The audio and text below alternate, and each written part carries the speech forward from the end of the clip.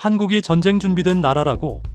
2024년 미국 글로벌 파이어 파워는 대한민국을 세계 5위 군사 강국으로 평가했습니다.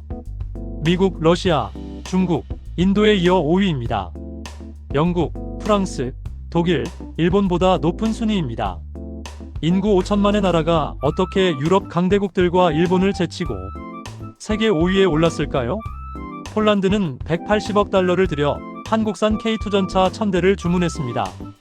호주는 K9 자주포 75문을 구매했고 추가로 30문을 더 주문했습니다. 노르웨이, 핀란드, 에스토니아, 인도까지 전 세계가 한국산 무기를 사기 위해 줄을 섭니다. 2023년 기준 대한민국은 세계 무기 수출 순위에서 프랑스, 이탈리아와 함께 상위권을 차지했습니다. 불과 10년 전만 해도 상상할 수 없던 일입니다.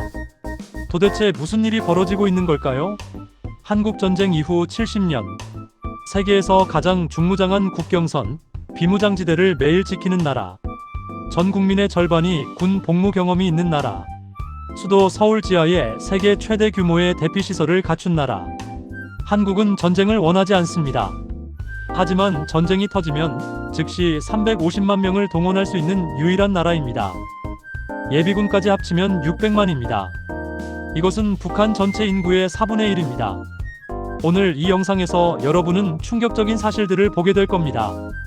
왜 K9 자주포가 세계 판매 1위인지, 왜 K9 흑표가 유럽을 점령하고 있는지, 왜 현무 미사일을 북한뿐 아니라 주변국들도 두려워하는지, 그리고 왜 한국이 세계에서 가장 전쟁 준비가 잘 된 나라인지 30분 동안 대한민국 국방력의 모든 것을 보여드리겠습니다.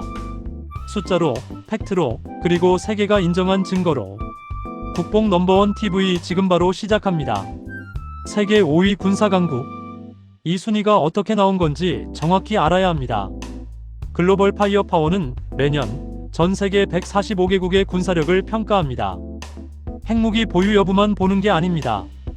병력 규모, 무기 보유량, 국방 예산, 지리적 요인, 자원, 산업력, 동맹 관계까지 50개 이상의 요소를 종합 평가합니다.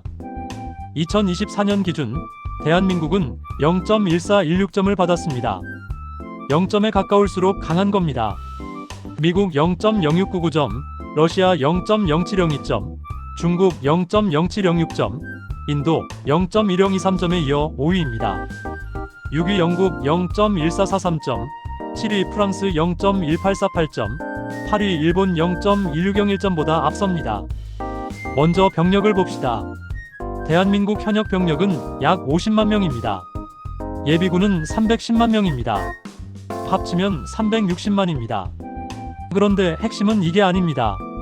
한국의 징병제는 단순히 숫자만 많은 게 아닙니다.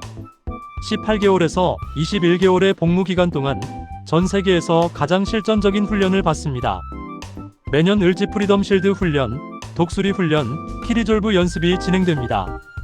북한과 248km의 휴전선을 마주한 채 70년간 긴장 상태를 유지해온 나라입니다. 이건 단순한 훈련이 아닙니다. 실전 대비입니다. 예비군 훈련도 다릅니다. 미국, 유럽 국가들의 예비군은 대부분 명목상 존재입니다. 하지만 한국 예비군은 매년 의무적으로 훈련을 받습니다. 40세까지 8년간 매년 훈련에 참가합니다. 전시에 즉시 소집 가능한 310만 예비군. 이것은 북한 전체 상비군 120만 명의 2배가 넘는 숫자입니다. 더 중요한 건 이들 대부분이 30대입니다. 체력적으로 정점에 있고 군 복무를 마친 지 10년 이내입니다. 전투 기억이 생생합니다. 다음은 국방 예산입니다. 2024년 대한민국 국방 예산은 57조 원, 약 430억 달러입니다. GDP 대비 2.8%입니다. 이것은 나토 회원국 목표치인 2%를 훨씬 넘는 수치입니다. 독일이 GDP 대비 1.5%, 일본이 1.2%를 쓸 때 한국은 2.8%를 국방에 쏟아붓습니다. 그런데 더 놀라운 건 이 예산이 어디에 쓰이냐는 겁니다. 한국은 국방 R&D에 GDP의 0.3%를 투자합니다. 이것은 세계 최상위권입니다. 미국, 이스라엘 다음입니다. 결과가 뭡니까? K2 흑표 전차, K9 자주포, KF-21 보람의 전투기, 현무미사일 시리 모두 국산입니다. 설계부터 생산까지 전부 한국 기술입니다. 이게 왜 중요하냐? 무기를 수입하면 전시의 공급이 끊깁니다. 하지만 국산 무기는 다릅니다. 전쟁이 터지면 24시간 풀가동으로 생산할 수 있습니다. 우크라이나 전쟁이 이걸 증명했습니다. 폴란드가 왜 한국산 무기를 대량 구매했습니까? 즉시 생산 가능하고 즉시 납품 가능하기 때문입니다. 독일 전차는 주문해도 5년을 기다려야 합니다. K2 전차는 2년 안에 인도됩니다. 그리고 무기 수출입니다. 2023년 스톡홀름 국제평화연구소 보고서에 따르면 한국은 세계 9위 무기 수출국입니다. 2018년에는 12위였습니다. 불과 5년 만에 3계단 올랐습니다. 2022년에서 2023년 사이 한국의 무기 수출액은 170억 달러를 돌파했습니다.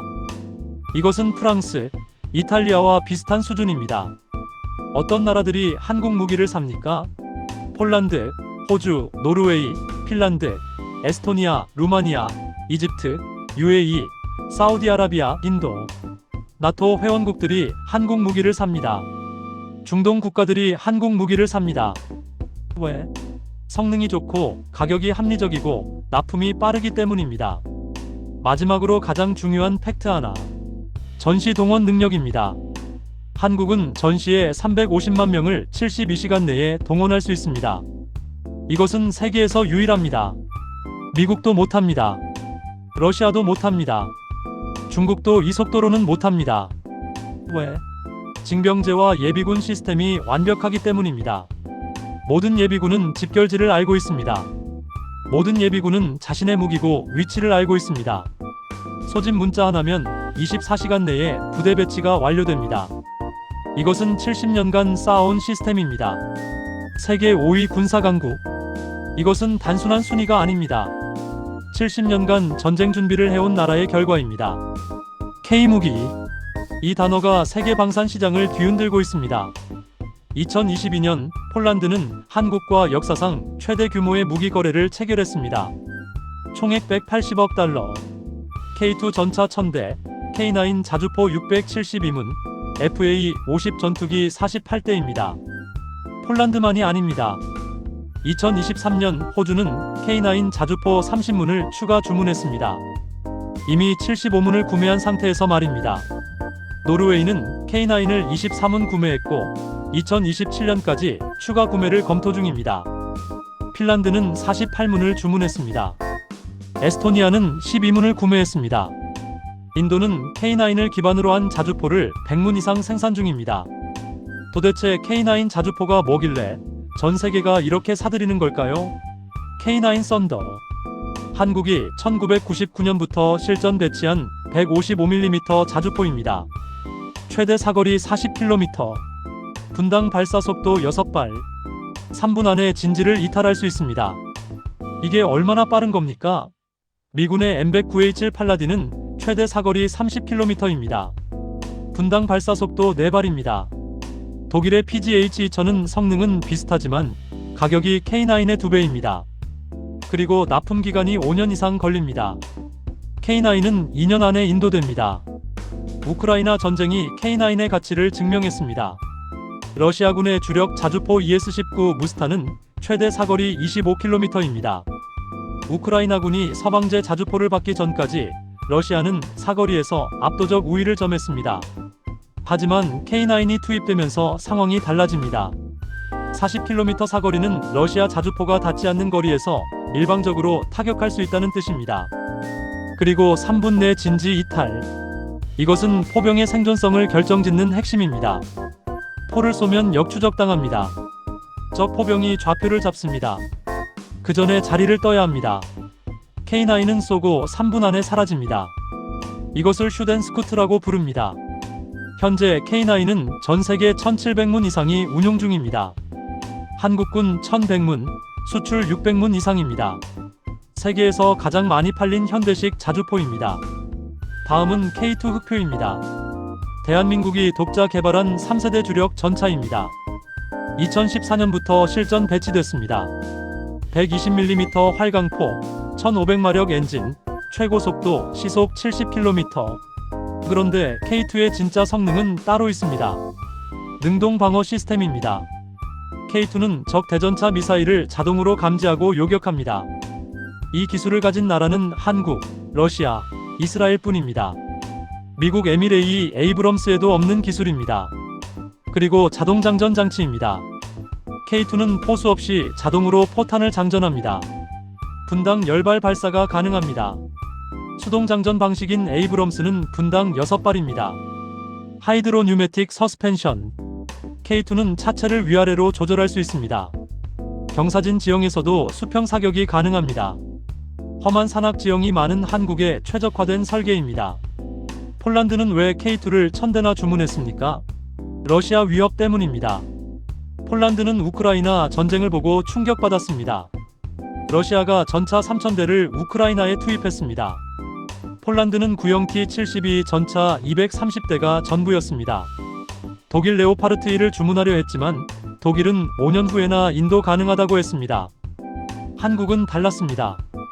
2025년부터 인도 시작, 2026년부터 폴란드 현지 생산. K2는 현재 터키에도 수출됐습니다. 터키는 K2 기술을 기반으로 알타이 전차를 개발 중입니다. 루마니아도 K2 도입을 검토하고 있습니다. 다음은 천무입니다. 대한민국의 다연장 로켓 시스템입니다. 2015년부터 실전 배치됐습니다.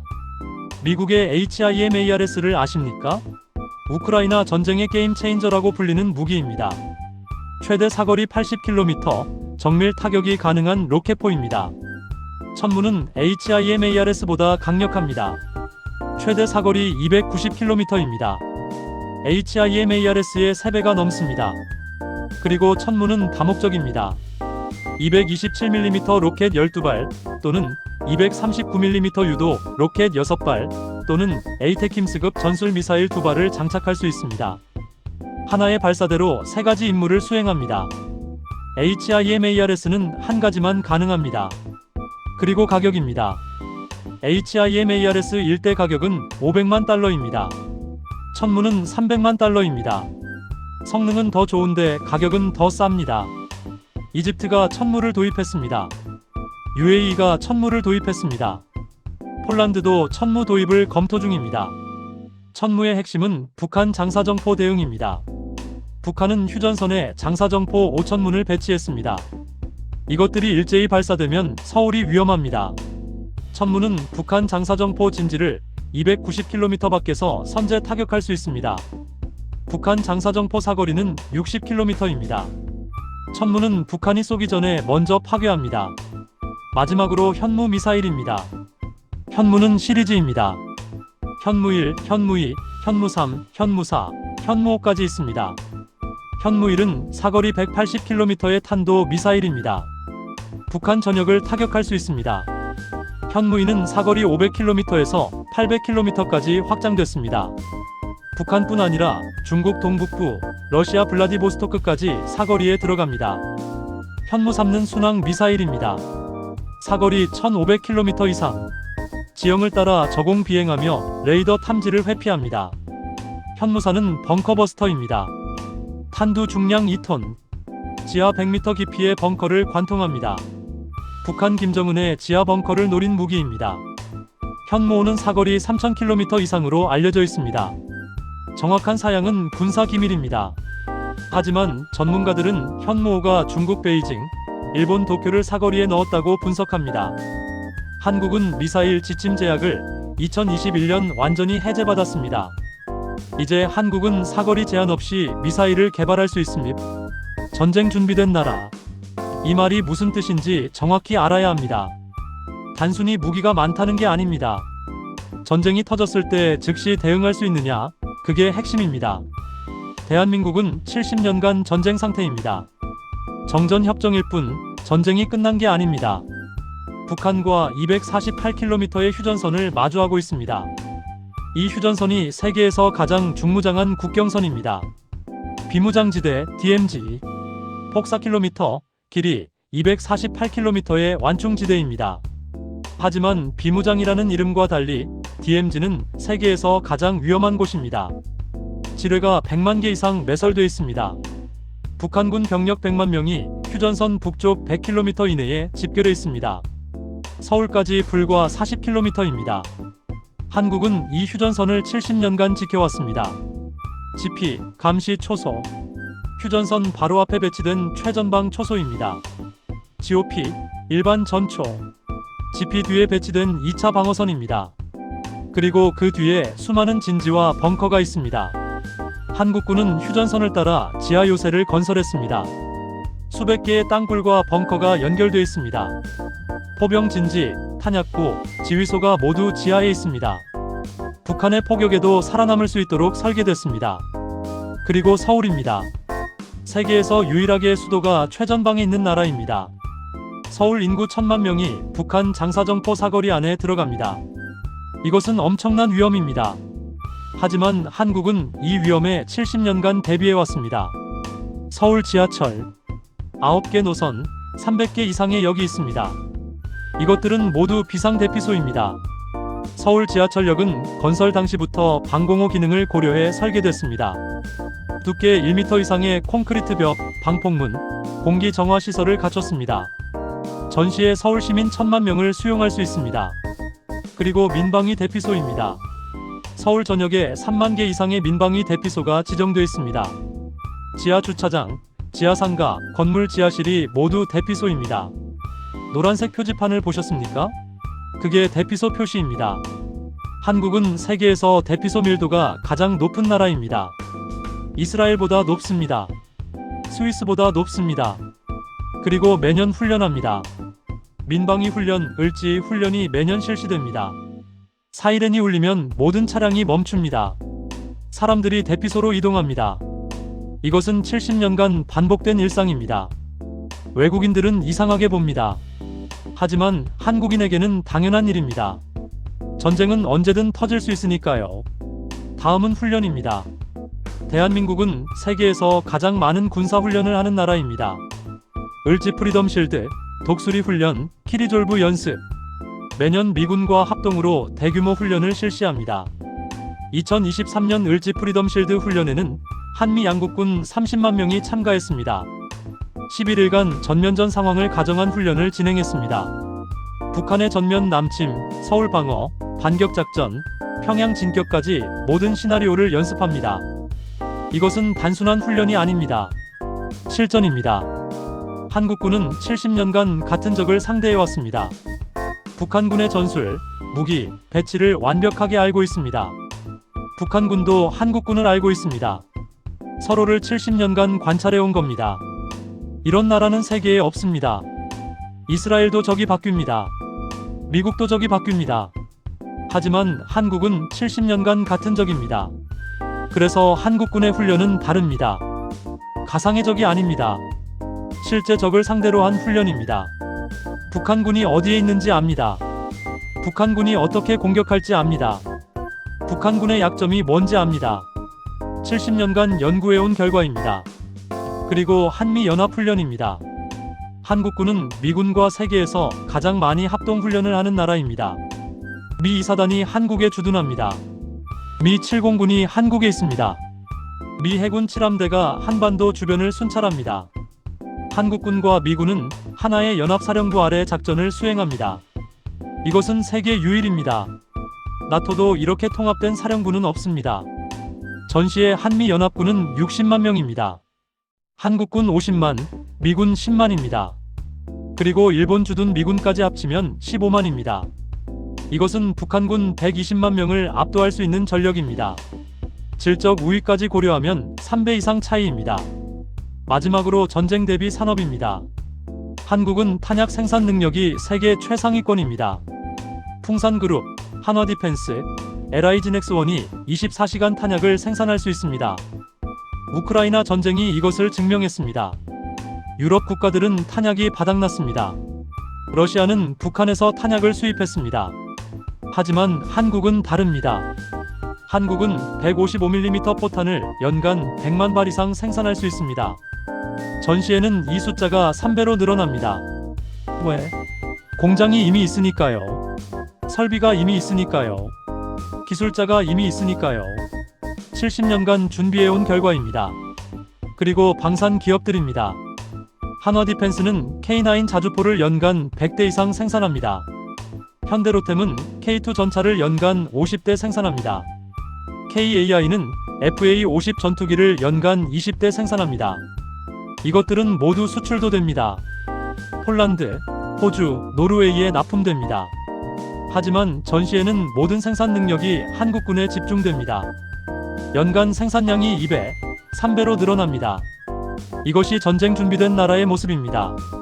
서울 전체가 요새입니다. 국민 전체가 훈련받았습니다. 산업 전체가 전쟁 대비입니다. 이것은 하루아침에 만들어진 게 아닙니다.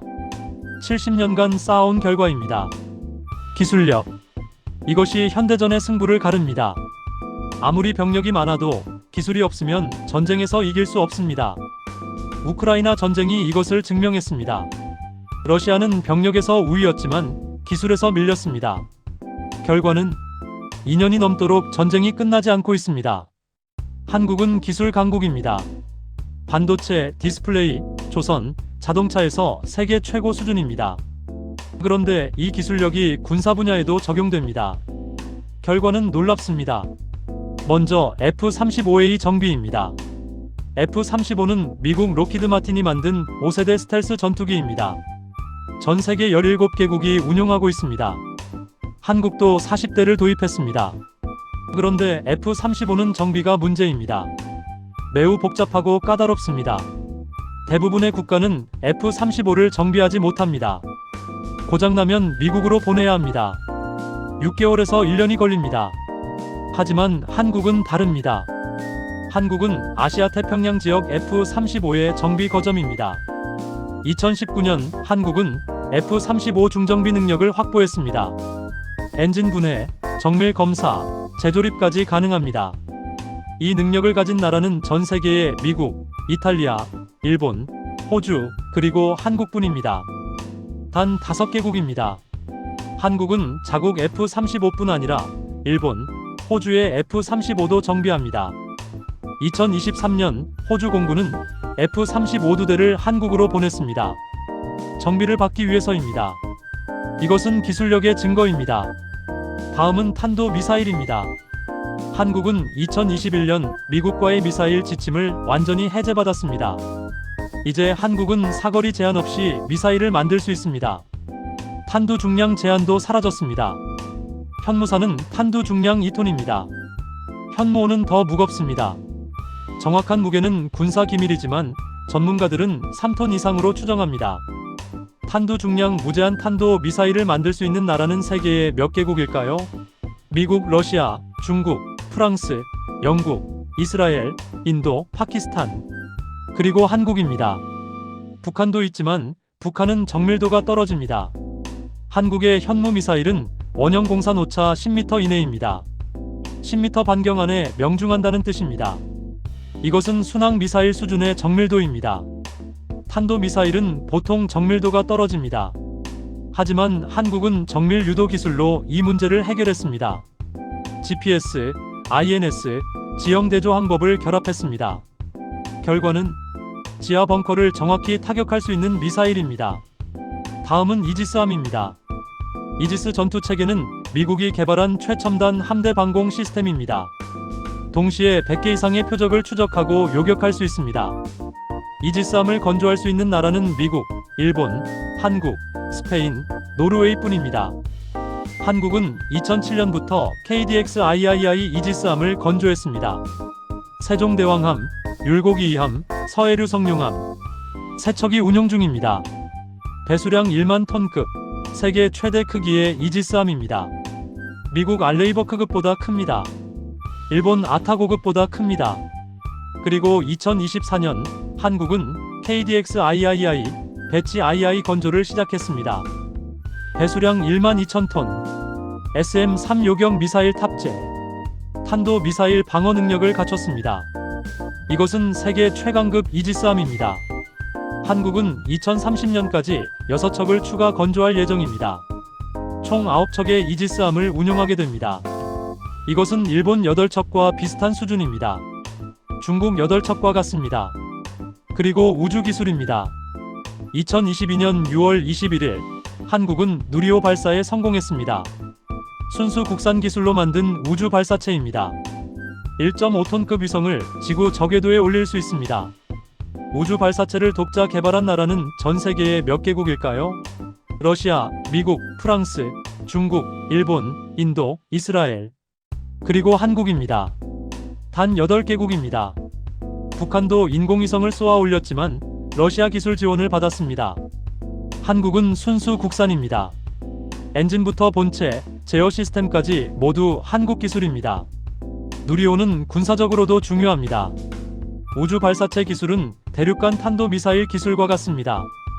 한국은 이제 ICBM을 만들 수 있는 기술을 확보한 겁니다. 물론 한국은 ICBM을 만들지 않습니다. 필요가 없으니까요. 하지만 기술은 있습니다. 마지막으로 미사일 방어입니다. 한국은 다층 미사일 방어 체계를 구축하고 있습니다. 패트리엇 PAC-3, 천궁 II, LSAM 3단계 방어선입니다. 천궁 II는 중거리 지대공 미사일입니다. 사거리 150km, 고도 20km. 순항 미사일, 전투기, 단거리 탄도 미사일을 요격합니다. 100% 국산입니다. 설계부터 생산까지 모두 한국 기술입니다. LSAM은 장거리 지대공 미사일입니다. 사거리 150km 이상, 고도 60km. 중거리 탄도 미사일을 요격합니다. 2024년 시험 발사에 성공했습니다. 2025년부터 실전 배치 예정입니다. LSAM을 독자 개발한 나라는 미국, 러시아, 중국, 이스라엘 뿐입니다. 이제 한국이 추가됩니다. 이것이 한국의 기술력입니다. F-35 정비, 탄도 미사일, 이지스함, 우주 발사체, 미사일 방어 모두 세계 최고 수준입니다. 이것은 하루아침에 얻어진 게 아닙니다. 수십 년간 연구 개발에 투자한 결과입니다. 30분 동안 우리는 대한민국 국방력을 봤습니다.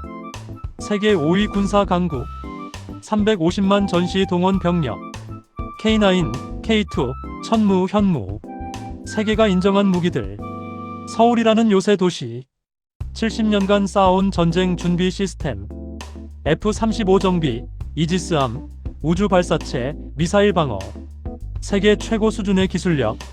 하지만 이 모든 것이 무엇을 위한 것입니까? 전쟁을 하기 위한 것입니까? 아닙니다. 전쟁을 막기 위한 것입니다. 한국은 전쟁을 경험했습니다. 1950년부터 1953년까지 3년간의 전쟁. 400만 명이 죽거나 다쳤습니다. 남한 인구 2천만 명 중 5분의 1입니다. 모든 가족이 전쟁의 상처를 안고 있습니다. 그래서 한국은 압니다. 전쟁이 얼마나 끔찍한지, 전쟁이 얼마나 많은 것을 파괴하는지. 그래서 한국은 준비합니다. 다시는 그런 일이 일어나지 않도록. 한국의 국방력은 억제력입니다. 북한이 함부로 전쟁을 시작하지 못하게 만드는 힘입니다. 주변 강대국들이 한국을 무시하지 못하게 만드는 힘입니다. 평화는 바라기만 해서 오는 게 아닙니다. 평화는 지킬 힘이 있어야 유지됩니다. 로마 제국의 격언이 있습니다. 평화를 원하거든 전쟁을 준비하라. 한국이 바로 이것을 실천하고 있습니다. 한국은 오늘도 휴전선을 지킵니다. 한국은 오늘도 훈련합니다. 한국은 오늘도 무기를 개발합니다. 평화를 지키기 위해서입니다. 여러분의 가족이 안전하게 잠들 수 있도록, 여러분이 내일을 걱정 없이 계획할 수 있도록 대한민국 국군이 오늘도 서 있습니다. 한국은 평화를 원합니다. 하지만 평화를 지킬 힘이 있다는 것을 세계가 압니다. 이것이 대한민국입니다. 이 영상이 도움이 되셨다면 구독과 좋아요 부탁드립니다. 댓글로 여러분의 생각을 들려주세요. 감사합니다.